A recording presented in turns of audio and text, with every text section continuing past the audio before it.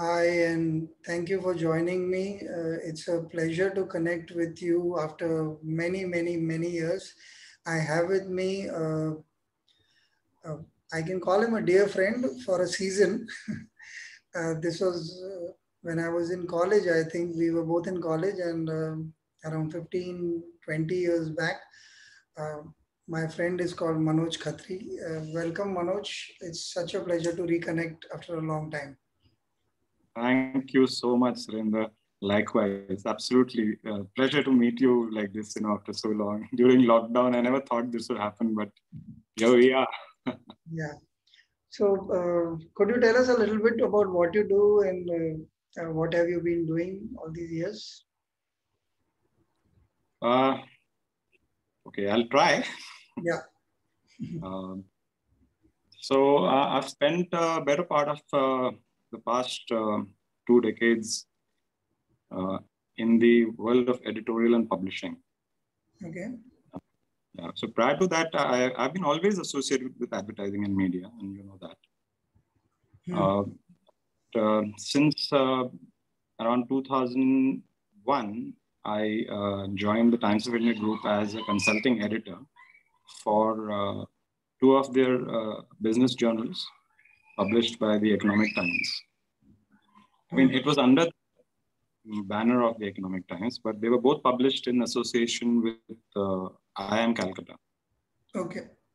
So I joined them in the editorial team, and I also eventually became the editor for both of those journals. Oh. And yes, and after that, I moved on and I joined a British MNC to launch a magazine business for them. And we launched a brand called Complete Wellbeing. Oh. It was a monthly magazine and something that I ran for 10 years. Uh, s- uh, 5 years into it, and I actually did a management buyout of the magazine due to some major changes that were happening in the company. So the parent company sold it to me, and I bought it over. And 2016, I decided to wind up the print magazine, and I still continue to publish the website, which is completewellbeing.com. I've also written a book. It's called Water Thought. Soon launching the revised edition, maybe in the next couple of weeks. But that would be in the PDF format. So Okay. the book is available on Amazon, and we've got we've sold quite a number of copies. So without really going through the traditional channels. And I am also a trained counselor. So I learned, I did a basic course in rational emotive behavior therapy in 2006. Okay. Um, as much as I could, this is about me professionally.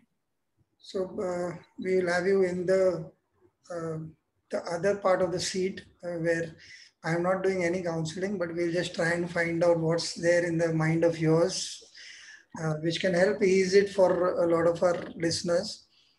Um, so this new series that I've been working on is called The Vulnerable Me. Uh, I think in one line, if I had to put it, in the last 1 year, I've spoken to so many friends on uh, a variety of topics, and I've realized that we are responding absolutely chaotically to things that are happening around us.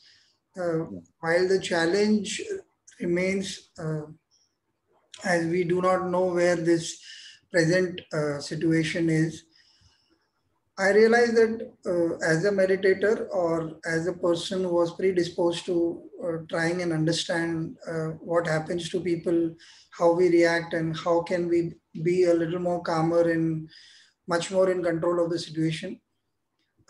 This was something that I could do very easily, and luckily we started the values workshop as a combination of stories and podcasts. Stories being put up on Facebook. Initially almost every day for a good 300 odd days. And then I slowly, now I wait because all of them are true stories. I need to know a story. I don't make them up. I've read a few of them. They're really inspiring. Yeah. and they are very inspiring. And all I do is I just find the pictures and that go along with it and try and put it in a format where it can be shared on all kinds of media. And in terms of podcasts, people like you have been very kind and have decided to come and open up on camera, which I know is a very difficult thing. And as a counselor, I'm sure you're aware. But it's a beautiful thing because I think people like you and me can handhold people like you and me rather than people or gurus coming from a point where they are much more aware and maybe much more geared to understand life than we are. So the idea is to talk about vulnerabilities. My first question to you is, since you've been a counselor, since you've been a writer, a creative person, how do you relate to vulnerability? How do you look at it to start with? So first of all, I think what you just said about you people like you and me being able to help people like you and me, that ties in very well with this topic itself of vulnerability. I look at vulnerability as something extremely intrinsic. It's an intrinsic trait of all life. Everything.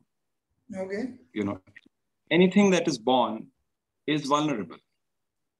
The moment you take birth, you're vulnerable.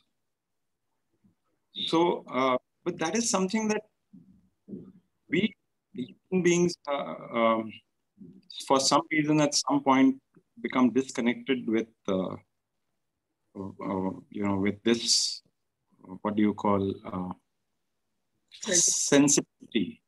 We are not sensitive to this anymore. And we get lost in our daily chores and pursuits of, wanting to succeed, wanting to, look for happiness. And we really forget that vulnerability is something that makes us human. And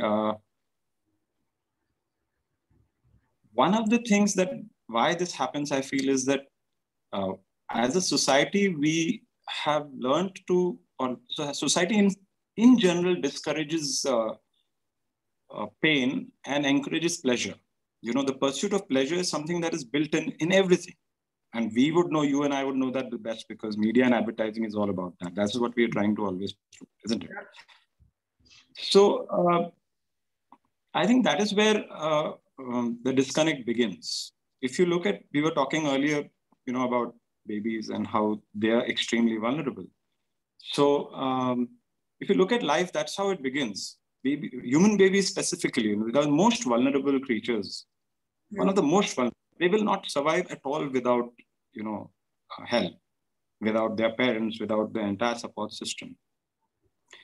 And yet, as we grow up, we forget that vulnerability will always be an aspect of being alive. And so it's like this, we somehow have come to think that suffering is bad. It's neither bad nor good. It just is. It's reality. It is something that you need to face. It doesn't mean that you don't do anything to deal with it. But recognizing that we are all vulnerable, and that helps. So it's like this, everybody is vulnerable, but everybody doesn't want to be vulnerable. So we are always trying to not be vulnerable. And in doing so, security aspect. Exactly. So that's the point. Again, security isn't insecurity, a part of living. I mean, only dead things are secure. Sure. Yeah. So the moment you're alive, you're insecure. So you could be anybody. You could be, the poorest of poor, the richest of rich. They are vulnerable. And there is some amount of insecurity of them. The nature of their insecurity would be different. Yeah. Middle class is probably at this point in time feeling extremely insecure financially because of the way things have become. The economic situation in the country, in the world. Losses of jobs, livelihoods. So that's their spot of vulnerability. So, but that does not mean that the rich are not vulnerable. No, I have a question. Yes, it's a very. So, as that, isn't it? Yeah. That even the rich, when they did at all, they did get infected. Yes. There was no one could save them if if it was an aggressive form of COVID. Yeah. So I have a very interesting question here because of this point that you brought up. Is it not natural to try and not be vulnerable? Why would I be even? Why should I accept that vulnerability? Why shouldn't I fight it? There is no there's no one stopping you from not fighting it. It is the difference here is that when you become conscious, I will call it conscious vulnerability. When you become conscious that vulnerability is something that you can never really fight. It is futile. So this futility itself, it's a realization that, okay, no matter how hard I try, I will remain vulnerable. I may protect myself in one way, and I will be exposed to vulnerability from another angle. So we are dynamic human beings, and there's so much to us. We are not robots, and even for that matter, even robots are vulnerable. I mean, everything that exists is vulnerable. The entire planet is vulnerable. Anything can happen. Pessimistic? I think I would call it, once you accept that you're vulnerable, you are in fact, you go beyond pessimism and optimism. You become alive and you say, all right, I'm vulnerable. So I stopped fighting that tendency, of trying to not remain vulnerable and trying to sort of harden myself. And in the process, probably harden so many different aspects of myself. Do I need to do that? Or can I just live with the uncertainty? I once wrote a fictional story, in my article, a very short one, where I said that there was this guy who did like in the traditional Indian, parables we have. There's somebody who meditates for years and years, and then God becomes happy, comes in and says, all right, what do you want? So there's this guy who, did a lot of penance, and God became very pleased with his efforts, and he says, okay, so what do you want? He says, I'm fed up of uncertainty in my life. I want certainty. And so he said, are you sure you want that? He says, yes, I am sure I want that. So he said, all right, granted, you have certainty. You will never have any uncertainty in your life. And so he was delighted. And the first couple of months, he was really happy because he knew everything that's going to happen, and he didn't really have any stress, any worry. But that's it. After a couple of months, he started to wonder what life is all about. There was nothing to look forward to. Everything was certain. And if everything is certain, you're not going to want to live. Yeah. When you remove your vulnerability, you remove uncertainty, you're sort of trying to, make yourself not vulnerable. And that, I think, is the biggest folly. But that's not how we've been trained to try and not be vulnerable. But then everything is back to front in this, in this world of ours at this point in time. Everything is back to front. I mean, we are taught that mistakes are wrong. And we are taught that, you have friends, but you must compete with them when you're in school. So I find everything questionable. I feel, why is it that I was, when I look back, I obviously didn't have the consciousness to understand and question all of this when I was in my school. But I was uncomfortable with it. And all of us were, I'm sure, to some extent or the other. To one degree or another, we didn't like the fact that we have to compete.